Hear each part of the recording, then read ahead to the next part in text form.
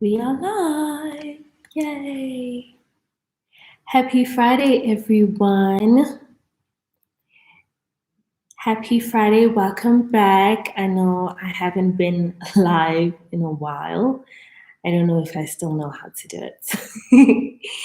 I hope all of you beautiful queens, beautiful princesses, and of course, you gorgeous goddesses.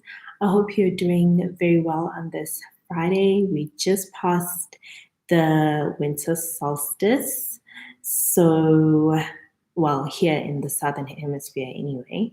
So, yeah. Okay, so the topic that I want us to cover today is how to develop your feminine personality, how to develop your feminine character. This is very, very important if you are upgrading your looks, if you are adding some femininity to your lifestyle, simply because it's not enough to just look the part. You actually have to be feminine, right? So if that's the journey that you're on, you clicked on the right video. So I'm having some berry tea on a Friday. Okay, so having a feminine character, like I said, it's important because it adds some dimensions to your femininity. A lot of people, will appreciate you looking good. And then when they're trying to have a conversation with you and they don't feel like there's something there, it can be very easy for them to switch off, especially if the types of men that are attracted to you are very successful, very ambitious, very driven men, just because, they're used to having a certain level of interaction. And if you're just a pretty face, you're not really going to intrigue them as much, right? So, say you've done everything that you needed to do, you have put on your makeup, you've put on your clothes, your hair, you're looking good, your online profile is popping, you're getting dates left, right, and center, right? When you arrive at a date, when you actually interact with this person, you can't be flat, okay? And you also can't be masculine because he's going to be very masculine. And all masculinity does when it meets another level of masculinity is it competes, right? So you don't want that. You don't want to compete with the man that you're on a date with. You want to compliment him. Now, this sounds very cliche, but I'm going to break it down in this video how we're going to do that. So, firstly, you need to find out what your feminine personality is, your dominant feminine personality. There are so many resources online where you can read up about different feminine archetypes.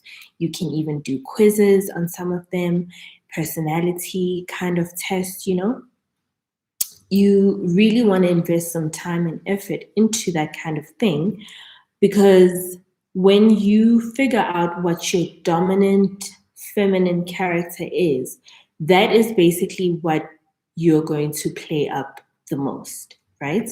This is something that comes easy to you. This is something that a lot of people wouldn't be like, what is she doing if you started doing it?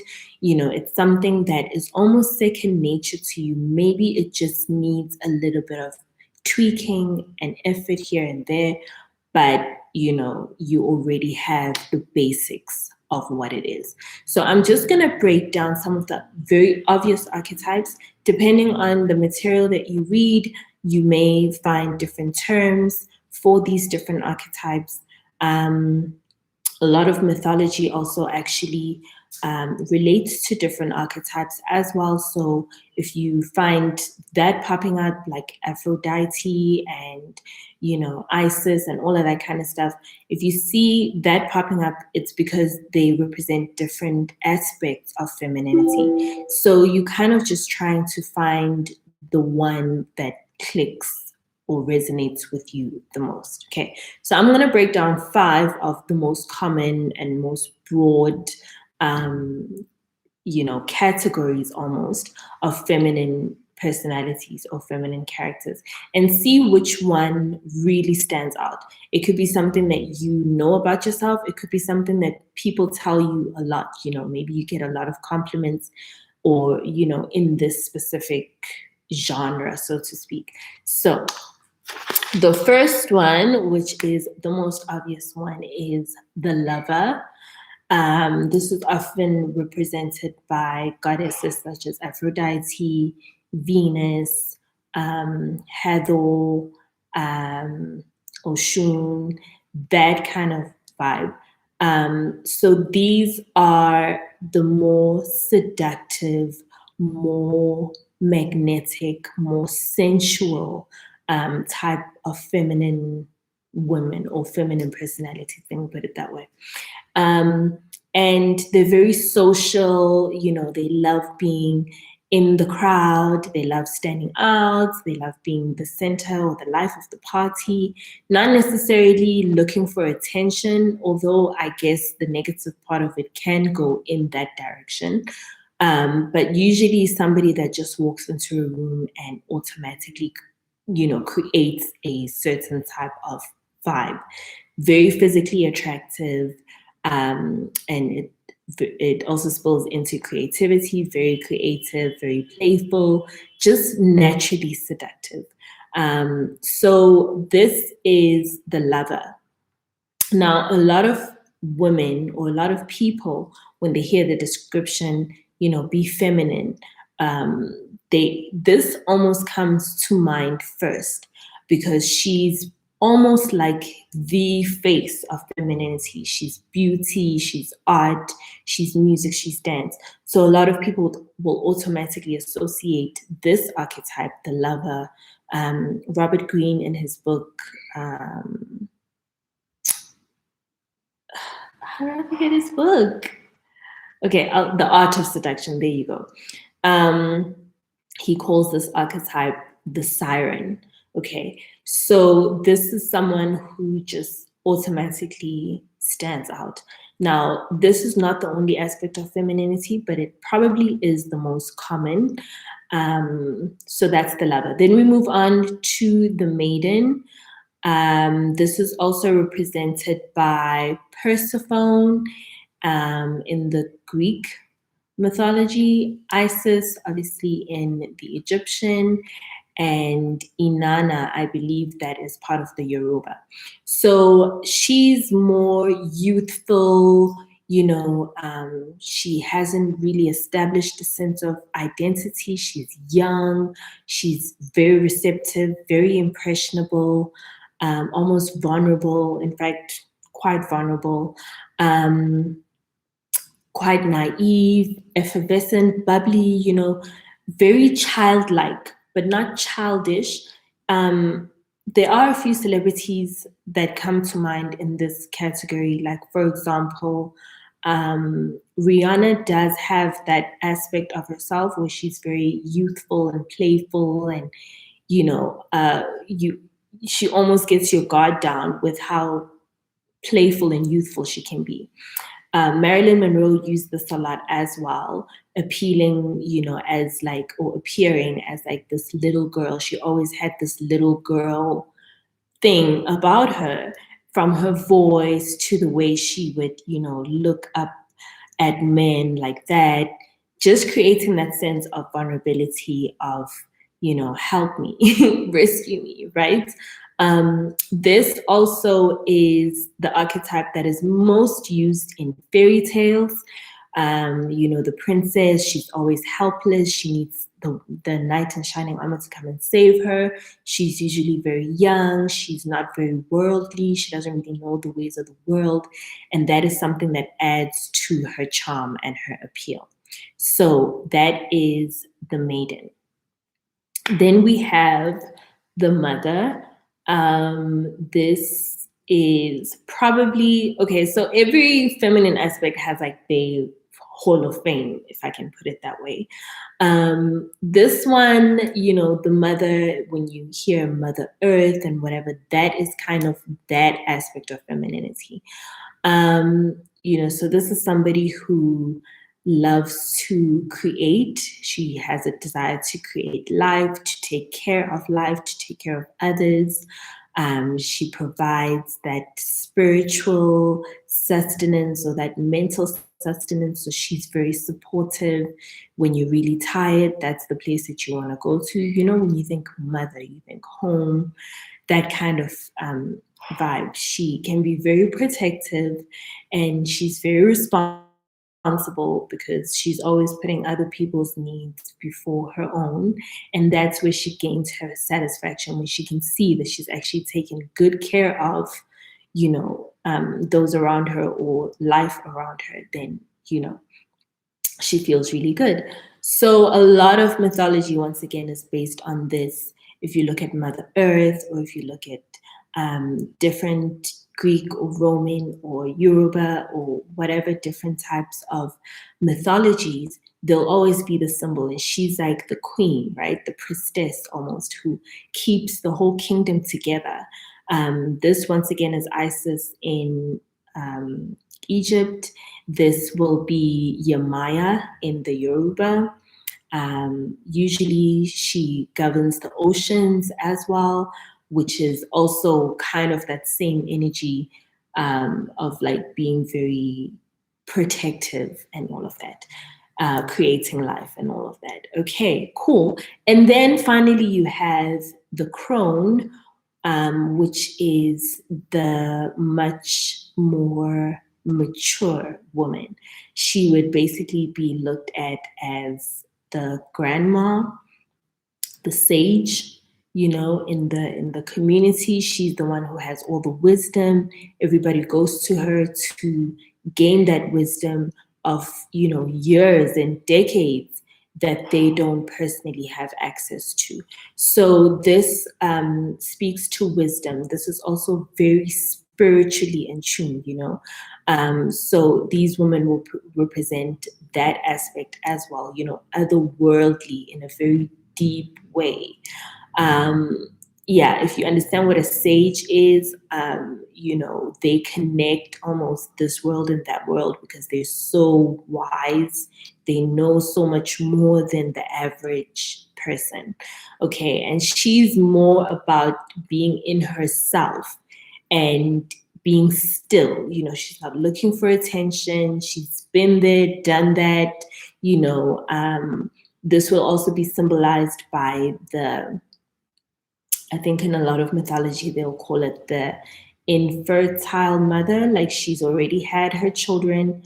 Maybe infertile is the wrong word, but she's already had the children. They're grown up. They left the home. She's done everything that every woman aspires to do, and now she can basically lead the way and teach and guide the younger ones which way to go, and also let them make their own mistakes. She's not as protective as the mother.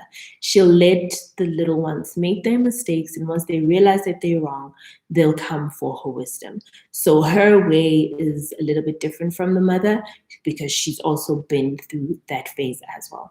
So you kind of want to look at all of those and kind of okay, just quickly, that one will be personified. If you're looking through mythology, look at Kali in the Hindu mythologies, and look at Sekhet. She does have different names in the Egyptian mythology as well. Or just say crone, and usually it'll give you what you're looking for. So you kind of want to get yourself familiar with these characters. Obviously, I've simplified them as much as I can. Some do get more complex, but see which one resonates the most. What kind of compliments do you receive from people? Is it very like attractive lover kind of compliments, or is it very nurturing mother kind of compliments? Or is it very youthful, playful kind of compliments? Or is it very like the maiden? Or is it very crone, wisdom, mysterious kind of compliments? What kind of compliments do you get? What do people feel most drawn to by you that'd be a good starting point. So say, for example, your dominant personality is the lover, right? You're very seductive, you're very attractive. People automatically feel that way around you, okay? So all you need to do is strengthen that, brush that up, clean that up, and use that as like your basis. If you're like, where do I go? What do I do? That's your fallback plan, right? You're always aware of that. And then the next point I'm going to give you is study another aspect, okay? Even if it feels like it's contrasting. Now, if you look at your own personality, you'll also see that you have a dominant personality, or what people perceive first about you. Then you have another aspect of you, right? Like people, when they get to know you and you get comfortable around them, another kind of side, comes out. So figure that out, what the second aspect of your personality is, and see where you can link that. So say your dominant is the lover. You play that up, you dress accordingly. You don't overdo it because, just it has to look natural. It has to be natural, okay? You're just playing up something you already are. And then you choose to add the maiden aspect to it. Now, these can seem worlds apart, right? The lover is very seductive and the maiden is very naive, So how do you play these two up? That's kind of the fun of it, because there are situations or conversations or people that will bring one aspect out more than the other, and it could be either or.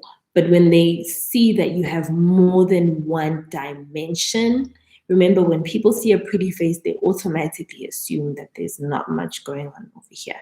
So when they sense that there's more to you than your pretty face, it's intriguing. And that's what makes people want to see you again. They want to get to know you. You're like a mystery that they need to solve, But if you just come in as just the lover, you don't have anything else going on, yeah, it can be exciting for, a little while. And then afterwards, it's like, okay, what else is there, right?